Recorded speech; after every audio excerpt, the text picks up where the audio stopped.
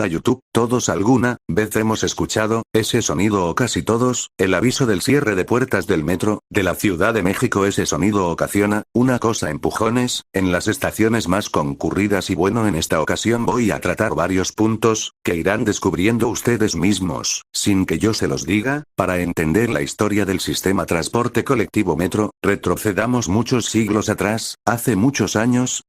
El Valle de México lucía muy diferente, allá por los años de una cultura que se estableció en las orillas del lago de Texcoco y no hablo de los aztecas, hablo de Cucuilco. Bueno, esta civilización tuvo que salir corriendo literal por la erupción del Xitle, y se fueron de ahí abandonando su ciudad. Fue uno de los primeros y más importantes centros ceremoniales en el Valle de México.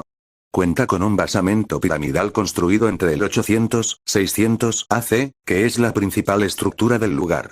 Cuicuilco fue originalmente fundado como un asentamiento agrícola, pero existe evidencia de prácticas religiosas tempranas, incluyendo ofrendas de piedra y el uso de cerámica como ajuar funerario.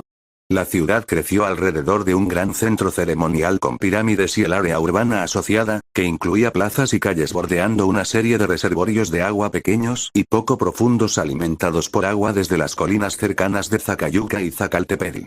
En su auge, se estima una población de 20,000 habitantes. El sitio tiene terrazas, varios edificios y canales de riego. Aunque este sitio fue productor de una nueva tradición cerámica, hacia 600-200 AC, es normal considerar que el entorno de la zona fue configurado por las varias generaciones que habitaron el lugar. Bueno, al principio dije lago de Texcoco. Bueno, cualquiera se equivoca, que tiene que ver Cucuilco con todo esto. En un momento lo descubriremos. En algún punto del tiempo, tribus se establecieron en toda la zona lacustre del Valle de México, tribus que venían desde una mítica zona llamada Aztlán. Allá por el año de 1325 fue fundada la Ciudad de México Tenochtitlán, por unos recién llegados al Valle de México, se hacían llamar mexicas. En 1327, se funda una ciudad más, Tlatelolco, y después los tenochcas someten a los tlatelolcas, y los mexicas se alían con Texcoco y Tacuba, le llaman la Triple Alianza. Juntos dominan gran parte de lo que hoy es México. Cabe destacar que Tacuba aquí es Tlacopan. Bueno, continuando, pasaron los años, y allá en Europa a un viejo se le ocurre una gran idea, encontrar una nueva ruta a las Indias. Si hablo de Cristóbal Colón, el 12 de octubre de 1492 Cristóbal Colón creyó haber llegado a la India y bueno, comenzaron grandes expediciones a estas nuevas tierras. Se fueron dando cuenta que era un nuevo continente. Llegó el año de 1519 y un señor llamado Hernán Cortés llegó a Yucatán, encontró 2 o 3 templos, puso la cruz de Cristo y se fueron a lo que es Tabasco. Hoy en día, tuvieron una batalla con los lachontales, y como Cortés ganó les regalaron mujeres. De ahí vino Maninalí, y como años atrás habían naufragado españoles, estos aprendieron maya, pero como uno ya hasta familia tenía, le dijo a Cortés: no, yo aquí estoy bien, y el otro lo reconoce como capitán, y como hablaba maya se pudieron entender bien, pero no con los mexicas. Bueno, una mujer que se llamaba Maninalí, y la Rebuatisrón Marina, hablaba maya y náhuatl, lengua de los otros pueblos. Hernán Cortés formó alianzas con pueblos sometidos y enemigos de los mexicas, y para 1520, ya tenía un ejército. Después de una atroz matanza, en Cholula, fueron a Tenochtitlán. Moctezuma los recibe, en donde hoy es Pino Suárez, que es la calzada a Iztapalapa, y tapando sus narices, pues Hernán Cortés entró a Tenochtitlán. Luego Cortés iba a ser apresado, y que cree en uno de sus capitanes, Pedro de Alvarado, se le ocurre hacer una matanza en el Templo Mayor, y enoja a los mexicas, y pues en una tormentosa noche, salen por la calzada Tacuba, o Tlacopan. Después de la muerte de Moctezuma, sube Cuitláhuac, y este muere de viruela, y sube Cuauhtémoc, y para 1521 el 13 de agosto México Tenochtitlán cae en manos de los españoles. Para 1607 la ciudad sufría constantemente de inundaciones, y listo se secan los lagos de Texcoco, Xochimilco, Chalco y Xaltocan Zumpango, y le ganan terreno al agua. En 1821 México obtiene su independencia, y ya resumido esto vámonos a 1950, más de 400 años después, aquí comienza nuestra historia del título El metro. Más adelante tú mismo te darás cuenta por qué empecé con la antigua Cuenca y la Ciudad de México Tenochtitlán. Bien, continúo con el tema del video, y es que quise empezar con la cuenca del Valle de México y su desaparición, porque es muy importante. Lo que sucede que el subsuelo de la Ciudad de México es uno de los problemas que la Ciudad de México tiene. Bueno, si quieres la historia completa y bien explicada del Valle de México y de la conquista, Pues en otro vídeo, bueno, ahora te comparto la historia del metro de la Ciudad de México. Las grandes ciudades se caracterizan por conflictos viales debidos a la elevada demanda de transporte e intensa actividad económica. 14 El Distrito Federal inició el siglo XX con aproximadamente 540,000 habitantes y 800 vehículos para satisfacer su demanda de transporte. Para 1953 la población se había incrementado a 3,5 millones y en 1960 la cifra superaba los 4,5 millones. Para 1964 había una fuerte tendencia hacia los 5 millones de habitantes, en contraste con las 7.200 unidades de transporte público que circulaban por la capital. Casi un 40% de los viajes totales se hacían en el centro de la ciudad. 14, 15, 16 Existen antecedentes poco documentados sobre las propuestas de trenes metropolitanos en la Ciudad de México. Estudiantes de la Universidad Nacional Autónoma de México, en 1958, presentaron el proyecto de un monorriel para la Ciudad de México como tema de tesis. En 1960 Vicente S. Pedrero y Ramón C. Aguado presentaron al Departamento del Distrito Federal estudios de factibilidad para la construcción de un monorraíl, y en 1965, José María Fernández desarrolló un proyecto para la construcción de un sistema de transporte elevado y subterráneo. 17 El ingeniero Bernardo Quintana Arrioja, fundador de la empresa mexicana Ingenieros Civiles y Asociados, SADCV, hoy empresa SICA, SADCV, elaboró estudios que permitieron la creación de un anteproyecto, y posteriormente un proyecto, para la construcción de un sistema de transporte masivo en la Ciudad de México. La propuesta del proyecto se presentó en 1958 a Ernesto P. Uruchurtu, regente de Ciudad de México de 1952 a 1966, quien la rechazó al considerarla económicamente costosa. Uruchurtu habría aconsejado al presidente Adolfo López Mateos negar el proyecto del metro en favor de promover más vías rápidas en la ciudad. Además, por entonces, México había roto relaciones con el Banco Mundial, por lo que carecía de fuentes para un financiamiento de gran magnitud. Además, el 28 de julio de 1957, un sismo de 7,7 grados en la escala Richter dañó diversos edificios del centro de la ciudad, hecho que provocó la desconfianza entre las autoridades para construir proyectos de grandes dimensiones como el presentado por Bernardo Quintana.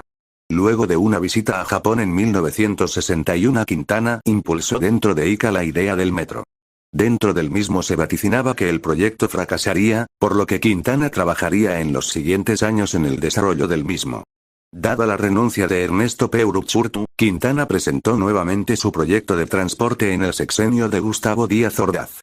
De nueva cuenta el obstáculo resultó el costo elevado de la obra. Gustavo Díaz Ordaz decidió aprovechar el acercamiento del presidente francés Charles de Gaulle hacia Latinoamérica. Alex Berger, empresario francés, entonces esposo de la actriz María Félix, amigo de Bernardo Quintana, fungió como mediador entre los gobiernos francés y mexicano para la obtención del crédito. Como resultado de la negociación, el gobierno mexicano cubrió el costo de la obra civil, estudios de geotecnia, diseño de estaciones, entre otros, y el gobierno francés la obra electromecánica.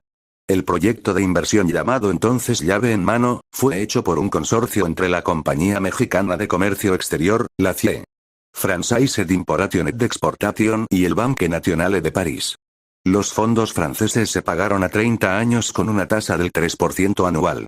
Alfonso Corona del Rosal, entonces regente de la ciudad, convenció al presidente Díaz Ordaz de aceptar el metro luego de que el alcalde de Montreal le mostrara la construcción del metro de esa ciudad con técnicas francesas, de que conociera el metro de París y de la confianza en Quintana en la ejecución de obra pública.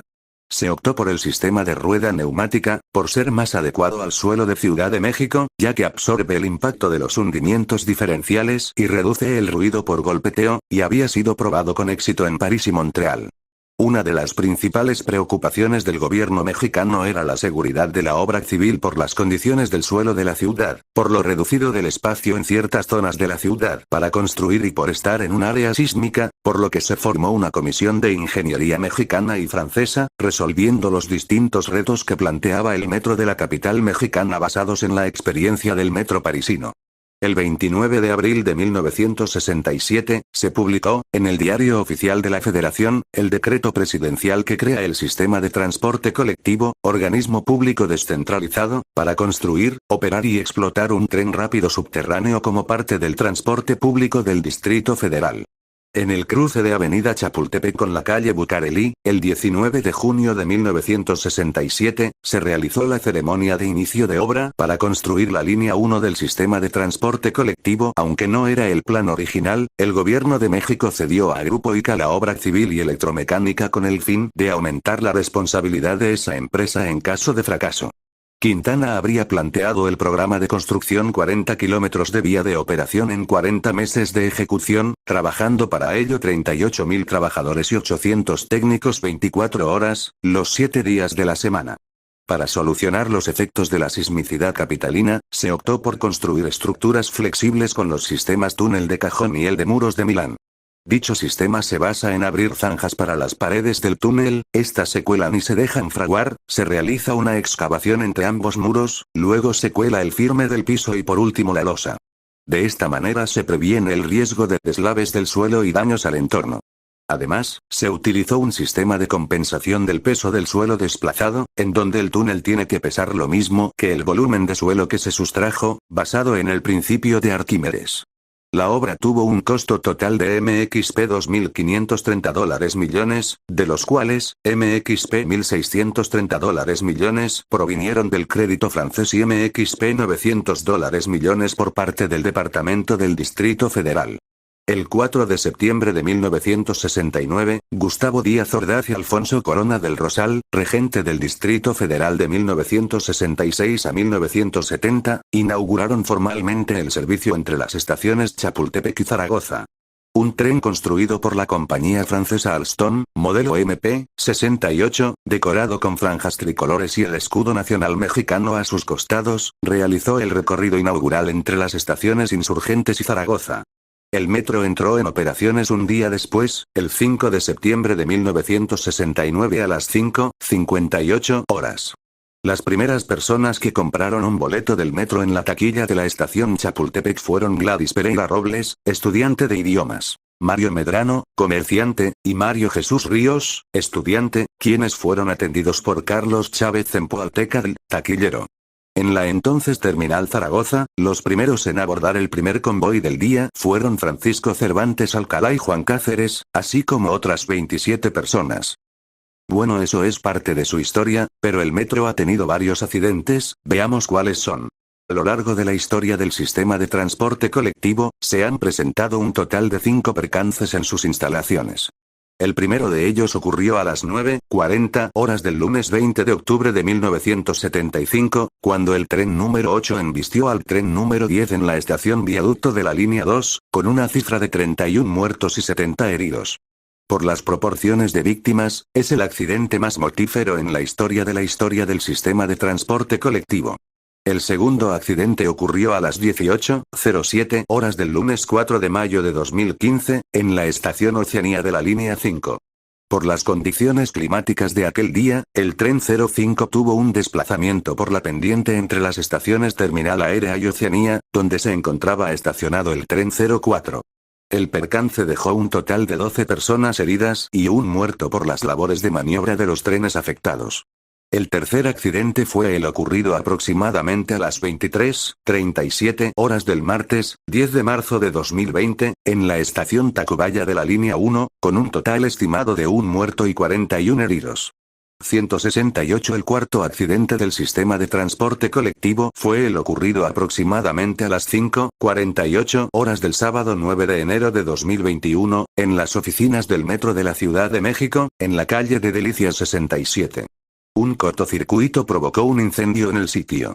Tuvo como consecuencia la muerte de una persona y 31 lesionados, así como la suspensión del servicio en las líneas 1, 2, 3, 4, 5 y 6 del Metro de la Ciudad de México, un hecho inédito en la historia del sistema de transporte colectivo. 169. El accidente más reciente ocurrió el lunes 3 de mayo de 2021 aproximadamente a las 22:22 horas cerca de la estación Olivos de la línea 12 del metro de la Ciudad de México, donde se desplomó una parte del puente del tramo elevado de esta línea y que hasta el momento ha dejado 25 muertos y por lo menos 79 heridos, de acuerdo con la jefa de gobierno, Claudia Sheinbaum, convirtiéndose así en el segundo accidente más mortífero en la historia del sistema de transporte colectivo. Incendio del CXI del metro de 2021. El 9 de enero del 2021, un incendio en el principal centro de control del metro de la Ciudad de México, en el centro histórico, dejó un muerto y al menos 30 trabajadores intoxicados, además de 6 líneas sin servicio, informó la jefa de gobierno de la capital, Claudia Sheinbaum. Además, dijo que el deceso fue de una mujer policía que parece que se resbaló y cayó, aunque otras versiones indicaron que la mujer, de entre 35 a 40 años, se arrojó al vacío desde un quinto nivel. Indicó que el siniestro inició a las 5:48 horas locales al interior de subestación eléctrica del STC Metro, planta baja y 6 niveles. El incendio está controlado prácticamente al 100%, dijo Sheinbaum casi 4 horas después del incendio y agregó que los intoxicados fueron trasladados a distintos hospitales en la ciudad y al momento están suspendidas de la línea 1 a la 6 del metro de la Ciudad de México. No tenemos todavía la información de cuándo se va a poder restablecer el servicio, dijo Sheinbaum y recordó que en el mismo edificio está el centro de control de estas 6 líneas del metro, apuntó. Dijo que el servicio se suspendió, por razones de seguridad y se va a hacer una valoración técnica, para poder saber cuándo se puede restablecer el servicio en estas líneas del metro. La alcaldesa señaló que además de que se cuenta con el apoyo de la Comisión Federal de Electricidad, CFE, que cortó la energía de la línea de transmisión directa que alimenta al transporte. Debido a las afectaciones, el sistema de transporte colectivo, STC, confirmó en un comunicado la suspensión del servicio en las líneas 1, 2, 3, 4, 5 y 6 hasta nuevo aviso y en apoyo a los usuarios dará servicio mediante autobuses de la red de transporte de pasajeros. Ante la suspensión, miles de usuarios que iniciaban su jornada laboral vieron afectados sus traslados hacia sus centros de trabajo, por lo cual la policía, por medio de patrullas, ayudó en la movilidad. El STC precisó que en la planta baja se ubicaban 4 transformadores principales que alimentan las líneas 2 y 4 colapsados por el fuego, derivado del derrame de aceite. Mientras que en el quinto nivel había trabajadores atrapados y personal de bomberos intervino para su rescate. Bien, ¿y te acuerdas que a inicios del video, te platiqué un poco de la historia de la conquista de México, y de la zona lacustre? Pues la razón, es porque ha habido muchos hallazgos en el metro. Veamos cuáles son. La cultura ha estado presente desde el inicio de la construcción del sistema.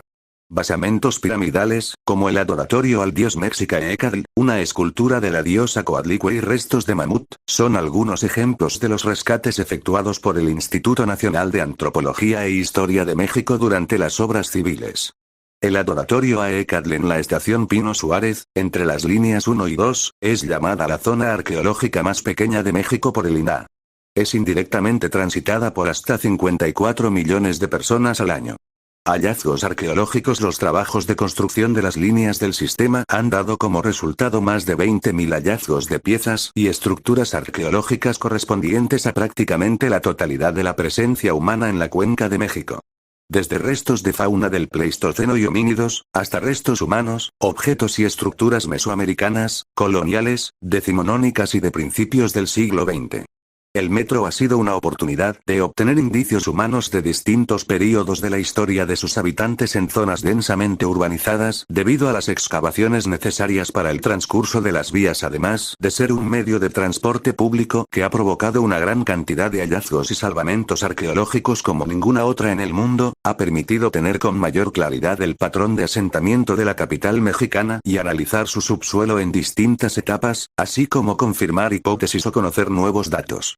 Línea 1. Los hallazgos arqueológicos integran varios descubrimientos. Sobre Izazaga, entre las calles Niño Perdido y 20 de noviembre, y se encontraron fragmentos de cerámica, monedas, madera, metal, vidrio, restos óseos humanos y de animal.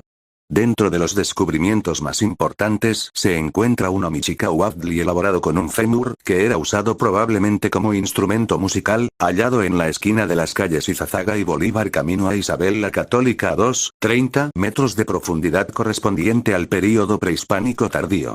Frente al convento de Montserrat ubicado en Isabel la Católica e Izazaga se descubrieron entierros coloniales situados en la parte principal de la iglesia y bajo el piso de la entrada, así como todos los muros y cimientos de la misma pertenecientes a la época colonial. Se encontraron dentro de la calle Izazaga y Bolívar y Niño Perdido, a profundidades de 1,40 a 2 metros, 150 vasijas en completo estado y también una escultura de la diosa Coatlicue correspondiente al período posclásico. Dentro de los hallazgos más importantes se encuentra un centro ceremonial ubicado en la estación Pino Suárez, del cual se conservan en el lugar 6 piezas de un adoratorio expuestas en un patio hundido dedicado en sus inicios a Ecatl y tiempo después a Tlaloc, junto con numerosas ofrendas a esta última deidad, así como una cabeza de jaguar en escultura y dibujos prehispánicos que representan a un guerrero con una macana en una mano y un escudo en la otra. Otros hallazgos dentro de la construcción de esta línea fueron más entierros coloniales, pisos y un muro de presunto origen prehispánico ubicados en la iglesia de San Gabriel de Arcángel, así como restos de cerámica pertenecientes al preclásico y posclásico tardío en la ampliación de la línea en dirección al poniente. Todos estos hallazgos fueron dirigidos por el arqueólogo Jordi Gussinger en el período de 1968 a 1970.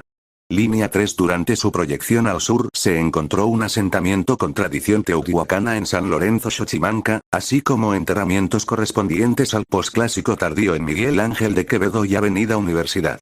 Por otro lado, en la ampliación norte de la línea que termina en los talleres de Ticomán, en donde se halló la osamenta de un mamut del Pleistoceno, que en el preclásico fue lugar de enterramiento, así como vestigios de la única aldea registrada productora de sal del posclásico tardío, descubiertos en 1982 por la dirección de los arqueólogos Sánchez Nava y Sánchez Vázquez.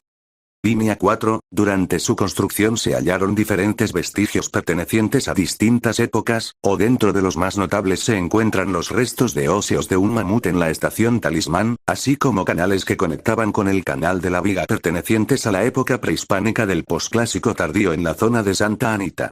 En la Candelaria se halló una zona habitacional y un embarcadero, así como lebrillos y osarios pertenecientes al Hospital Colonial de San Lázaro en 1982. El 30 de noviembre de 1988 se inauguró el túnel de la ciencia en la estación La Raza, en el pasillo que conduce de la línea 3 a la línea 5. El largo transbordo ofrece al usuario una vista de paneles electrónicos y fotográficos con ambientación de diversos temas, y una representación de la bóveda celeste en la parte central del túnel. En la entrada por línea 5 se encuentran salas de hologramas, iluminación eficiente, consulta y usos múltiples, además, vitrinas para exposiciones temporales. Desde 1994 el sistema de transporte colectivo, en coordinación con otras instituciones, celebra cada octubre una serie de actividades de divulgación científica llamadas Octubre, Mes de la Ciencia y la Tecnología en varias estaciones del sistema. Las actividades incluyen exposiciones, talleres y conferencias de diversos temas. La niña de terminal aérea. Por alguna razón, los fantasmas más perturbadores son los de niños. Quizás es porque nunca esperamos que un ser inocente se transforme en algo maquiavélico. Y las historias sobre espíritus de niños abundan en diferentes estaciones. Pero una de las más populares es la que habita en la estación terminal aérea. Dicen por ahí que durante las noches, cuando los túneles están casi vacíos, aparece una niña que se ve bastante real. Se acerca a cualquier persona para jugar y arroja su pelota. Sin embargo, cuando la víctima voltea hacia sus pies para recoger el juguete, descubre que es la cabeza de la niña. El vampiro de Barranca del Muerto. Esta estación de la línea 7 es de las que cuenta con varias historias paranormales del metro. De hecho, muchas nacen por el origen de su nombre, pues dicen que en la zona y durante la Revolución había una barranca que se utilizaba como fosa común. Muchas personas aseguran que aquí se escuchan gritos y lamentos o que han visto apariciones en los túneles. Y a pesar de eso, hay otra leyenda muy famosa que nada tiene que ver con ese pasado oscuro. Se dice que una vez un hombre se quedó dormido durante la noche y que despertó hasta que el convoy dejó de dar servicio.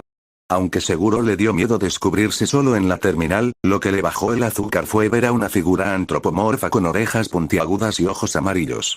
Este ser se acercó lentamente a él y ¡pum! Lo siguiente que recuerda es despertar en un hospital.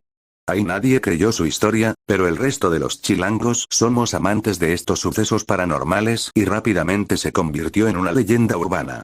Rosario, la niña caníbal. Por si no es demasiado tenebroso pensar en un niño fantasma, las leyendas del metro también se encargaron de crear la historia de una niña caníbal. Supuestamente en 1972, una niña de 8 años llamada Rosario viajaba con su madre en el metro. Pero entre toda la gente y los jaloneos se perdió. Dicen que comenzó a vagar por los túneles, donde se escondió cerca de 2 semanas esperando a ser encontrada. Rosario estaba hambrienta y descubrió el cadáver de un indigente. Vio cómo ratas del lugar se alimentaban de este cuerpo y en su estado la niña decidió hacer lo mismo. Tranquilo, que esta historia sí es 100% fake.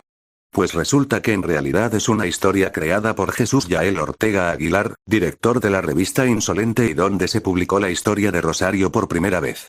Sin embargo, no faltaron los lectores y oportunistas que replicaron esta información como si fuera algo verídico. Total que al final esta historia se volvió tan viral que a muchos ya se les olvidó que fue inventada y todavía hay quien piensa que una niña caníbal vive en el metro. Un accidente fatal y las leyendas que ocasionó el metro también ha sido escenario de accidentes aparatosos y desafortunados. El primero de ellos sucedió la mañana del 20 de octubre de 1975. Todo parecía normal, hasta que el convoy número 10 se estrelló con el número 8 frente a la estación Viaducto. Este accidente colosal dejó 31 personas muertas y 70 heridas. Esto ocasionó una gran conmoción y miedo entre los usuarios, pues nunca se había visto algo así en este transporte. Sin embargo, las secuelas de ese accidente siguen hasta el día de hoy. Pues hay quien dice que en la zona y en la estación Viaducto han escuchado gritos y lamentos de aquellos que perdieron la vida aquel día. Los espectros en los transbordos. No hay nada peor que correr para alcanzar el último convoy del metro y tener que pasar por un transbordo a altas horas de la noche. Y más si es uno como el de Ermita, con escaleras y un largo pasillo, el de Pantitlán que tiene 610 metros, el de La Raza que parece no tener fin y el de Atlalilco, que es el más largo del STC con 880 metros. ¿Y por qué mencionamos todo eso? Porque entre las historias paranormales del metro destacan las de los usuarios que dicen que en los transbordos sienten que alguien o algo los persigue o los observa detenidamente. Lo más probable es que nuestra mente esté jugando con nosotros. Pero no hay duda de que nadie quisiera caminar solo por Atlalilco con un ambiente desértico. El maletín ensangrentado. Durante los 80 los chilangos éramos tan impresionables y susceptibles, eso lo demuestran varias leyendas de la época como esta. Resulta que un día, en plena hora pico, cuando todavía existían, se vio en el andén a un hombre con un maletín. En el mundo godínez eso no es novedad, pero lo extraño es que de este chorreaba sangre. La cosa no termina ahí, pues dicen que detuvieron a este hombre y cuando abrieron la maleta encontraron un montón de manos cortadas y enjolladas de varias mujeres. Y ahora sabes por qué tu mamá te dice que te pueden cortar la mano por usar tu smartwatch o tu iPhone carísimo de París en el transporte público. Los niños perdidos del metro. Para seguir con las historias paranormales del metro que involucran niños, hablemos de todas aquellas estaciones que tienen fantasmas de niños perdidos. Hay quienes dicen haber escuchado los lamentos de niños en estaciones como 18 de marzo, Camarones o Barranca del Muerto. Sin embargo, dicen que en Pantitlán, donde se juntan las líneas 1, 5, 9 ya, es donde habita el más popular de estos seres espectrales. Y es que cuentan que aquí las taquilleras, vigilantes y operadores son quienes a cada rato se encuentran con un niño a altas horas de la noche. El personal lo ve rodando por pasillos y escaleras completamente solo. Por lo que se acercan a brindarle ayuda, pero resulta que siempre sale corriendo y desaparece. ¿Te lo has encontrado? No me he encontrado. Quise que escucharas estas leyendas paranormales, porque en el metro no podían faltar. Esto puede deberse a incluso te comento rápido que en la estación Chabacano, de la línea 2 y línea 9 y 8, es la estación con más suicidios. Imagínate. No, viajaré tan noche en el metro, y bueno, ¿qué es exactamente esto? Bueno, veamos. El metro de la Ciudad de México es la red de ferrocarril metropolitano de la Ciudad Mexicana de la Ciudad de México y su área metropolitana. Su operación y explotación está a cargo del organismo público descentralizado denominado Sistema de Transporte Colectivo, STC, y su construcción, a cargo de la Secretaría de Obras y Servicios de la Ciudad de México, antes Secretaría de Obras y Servicios del Distrito Federal. Hasta el 12 de agosto de 2013 su construcción fue gestionada por el denominado Proyecto Metro del Distrito Federal, un organismo desconcentrado de la citada secretaría. Se conoce coloquialmente como Metro, por la contracción del término tren metropolitano. Metro de la Ciudad de México. En el 2006 ocupó el tercer lugar a nivel mundial en captación de usuarios, al transportar a un promedio de 3,9 millones de pasajeros al día, en ocasiones superado por los metros de Nueva York, Moscú y Tokio. También en ese año obtuvo el quinto lugar a nivel mundial por la extensión de su red. 9, 10, 11. El metro de la Ciudad de México cuenta con 12 líneas, cada una con un número, letra y color distintivo. El parque vehicular está formado por trenes de rodadura neumática en las líneas 1, 2, 3, 4, 5, 6, 7, 8, 9 y B, y trenes de rodadura férrea en las líneas A y 12. La longitud total de la red es de 226,49 kilómetros. Con 195 estaciones. La tensión a la que operan todos los trenes, neumáticos y férreos, es de 750 VCD, con excepción de la línea 12, cuyos trenes requieren una tensión de 1,500 VCD. El sistema tiene aproximadamente 3.333 vagones con una capacidad estándar de 1.530 personas por tren. 239 empleados directos. 1.684,94 viajes anuales por pasajero. 859,59 millones de kilovatios hora en consumo de energía y 114,03 millones de kilómetros por vagón al año. El metro cuenta con 115 estaciones construidas de forma subterránea, 54 estaciones de forma superficial, 26 estaciones de manera elevada y 1 de forma sobreelevada, conformando un total de 184 estaciones en la que atraviesan la Ciudad de México y 11 parte del Estado de México.